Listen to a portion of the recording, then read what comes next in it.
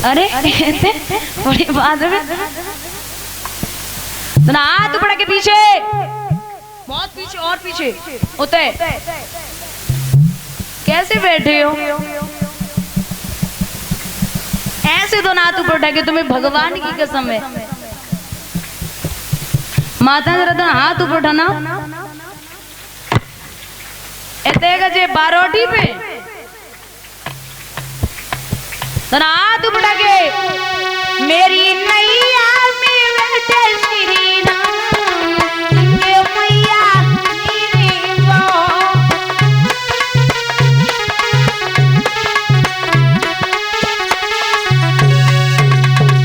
काहे की तेरी नाव नवैया।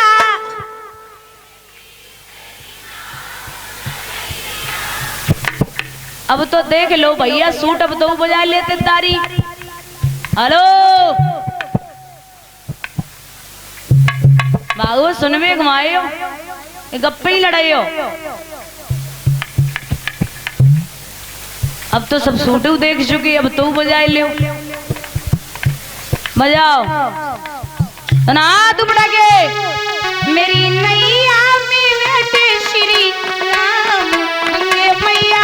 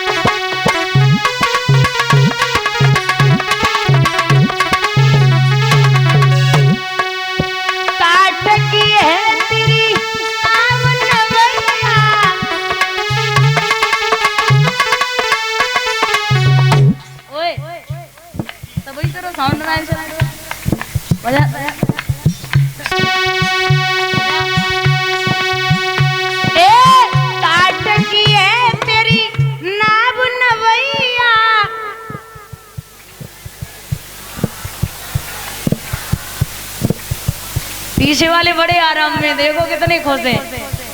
उन्हें पता है ना कि यहाँ से चिल्ले तो सुनाई ना पड़े। सोए ले तो लो। अरे गंग पड़ी मनरार,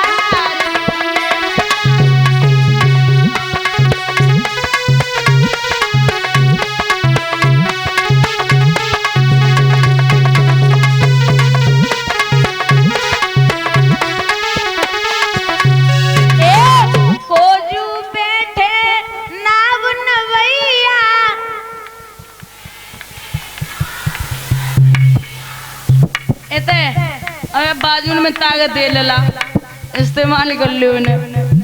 ऐसे तो ना हाथ ऊपर उठाएगे, सरट का किराए पर उठाएगी, लाए उसे फटी है। उठाओ जनाब पीछे, इते का है बजाए ले।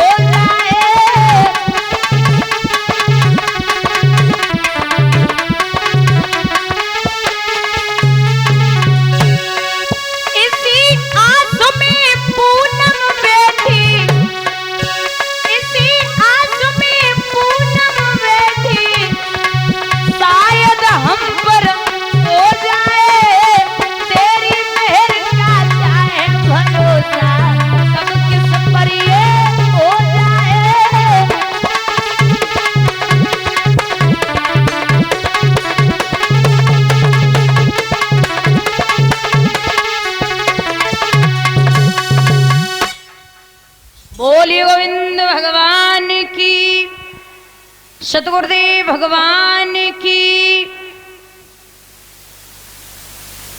हाथ उठा लो पीछे वाले, हाथ बोली बाल कृष्ण भगवान की।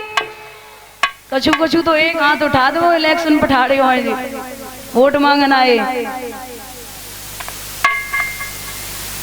महाराज प्रभु बन के लिए जाते हैं। 14 वर्षों के बाद में रावण से युद्ध करके विजय प्राप्त करके मेरे प्रभु वापस आते हैं। सूर्य वंश की कथा श्रवण कराई है। अब जवाब दिया परीक्षित ने कि हे महाराज, आपने सूर्य वंश की कथा श्रवण कराई, अब आप मुझे चंद्र वंश की कथा श्रवण करा दीजिए। तो श्री सुखदेव भगवान बोले, हे उत्तरानंदन परीक्षित, ब्रह्मा जी के पुत्र हुए अत्रि, ब्रह्मा जी के पुत्र हुए अत्रि, अत्रि मुनि, उनके नेत्रों से, अत्रि के नेत्रों से चंद्रमा का जन्म हुआ। और चंद्रमा जो है, इसने अपने गुरु की पत्नी तारा का हरण कर लिया। सबने कहा कि वापस दे दे, लेकिन नहीं वापस किया। अब शुक्राचार्य जी के कहने से वापस किया, और वापस तब किया जब ये तारा गर्भवती हो गई। गर्भवती तारा को वापस किया तो बृहस्पति जी ने कहा कि गर्भवती हो चुकी, अब मैं इसे रख भी नहीं सकता और इसे मार भी नहीं सकता, क्योंकि गर्भवती औरत पर कभी हाथ नहीं उठाना चाहिए, वैसे भी कभी उठाना ही नहीं चाहिए। अब वो कहते ना कि सोच रहे होंगे कि वैसे क्या शुरू हो जाए जाके घर पे। बोले महाराज, जिस घर अंदर नारी जाति का होता ये सम्मान रहे, वो घर निश्चय जानो भाइयों देवन को स्थान रहे। नारी जहाँ प्रसन्न रहे, उस घर की होत सफाई, और काम काज और रहन सहन में दिखलाए दे चतुराई। कंगाली और घोर गरीबी कर्मानुसार आ जाती, तो पति पत्नी के प्यार को लख कर डर करके भग जाती। लेकिन बुजुर्गों, नारी ने जा दुखी होकर जिस घर में आंसू गिराया, खून की नदी बहाए दई, वहां पे महाभारत रचवाया। महाराज तारा को छोड़ दिया। तारा ने 9 महीने के बाद एक पुत्र को जन्म दिया, जिसका नाम रखा गया बुध। तो चंद्रमा के हुए बुध, और बुध के हुए पुरुरवा। महाराज पुरुरवा के पुत्र हुए आयु, और आयु के 5 पुत्र हुए नहुस, छत्रबृंद, रजि, रंभ और अनैना। कितने पुत्र हुए? 5 आयु के। महाराज जो राजा आयु है, इनके बड़े पुत्र नहुस, इन नहुस ने 101 यज्ञ पूर्ण करके इंद्र के इंद्रासन को अपने वश में कर लिया था। ऐसा था वो राजा।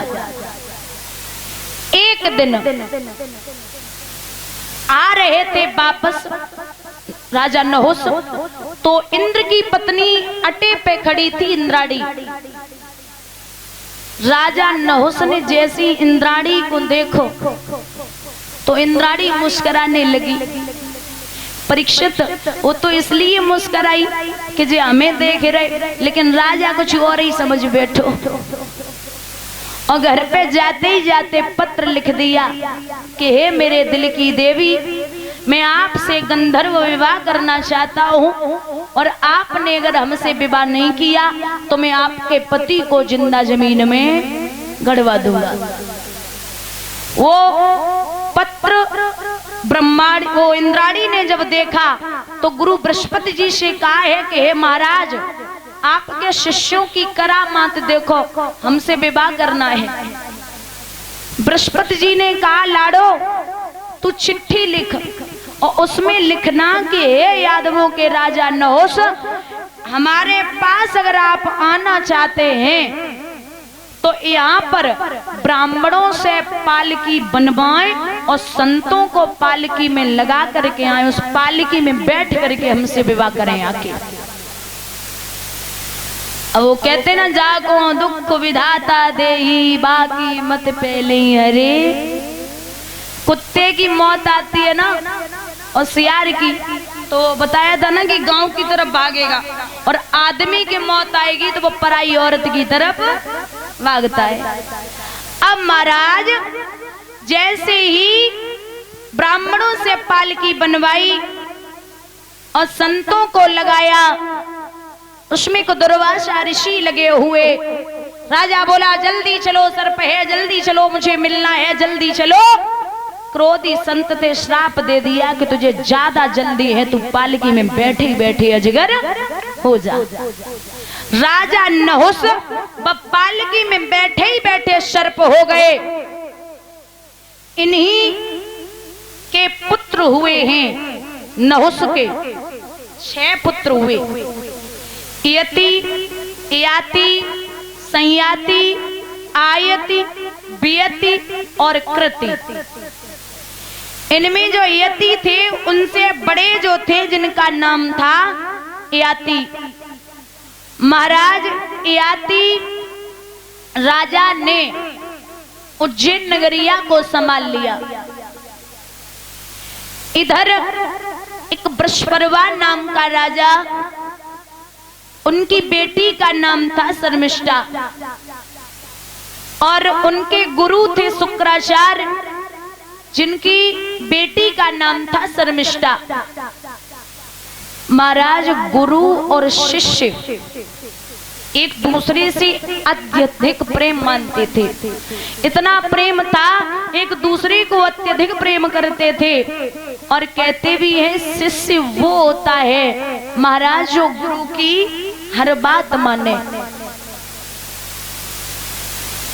एक समय एक संत जी ने अपने चेले से कहा कि मैं 4 दिन के लिए बाहर जा रहा हूं, तू खाना बना के और ठाकुर जी का भोग लगा दिया करना, मैं 4 दिन बाद वापस आऊंगा। ठीक है। गुरु जी तो चले गए, चेला को छोड़ गए। चेला ने रोटी बनाई कि पहुंचो भगवान से बोलो है कि ये प्रभु खाना खाए लो। मेरे गुरुजी कह के गए कि भोजन करावे के बाद तभी भोजन करियो, तो लो भोजन करो। अब ऐसा तो था नहीं कि प्रभु भोजन करते थे, वो तो 5 मिनट के लिए थाली रखी, पर्दा डाला और 5 मिनट बाद उठा के खुद ही खा लिया। लेकिन चेला हट करेगा, बोलो देखो गुरुजी कह के गए तुम्हें भोजन तो करने पड़ेगा। भगवान ना आए। चेला बोलो महाराज आज जो रूखी सूखी है ना जो खाए लो, कल से तुम्हें देसी घी की पूड़ी बनाए खिलावेंगे। भगवान ना आए। चेला बोलो देखो महाराज जो कुछ गलती हुई हो ऐसा ना मान लो, लेकिन आए जाओ।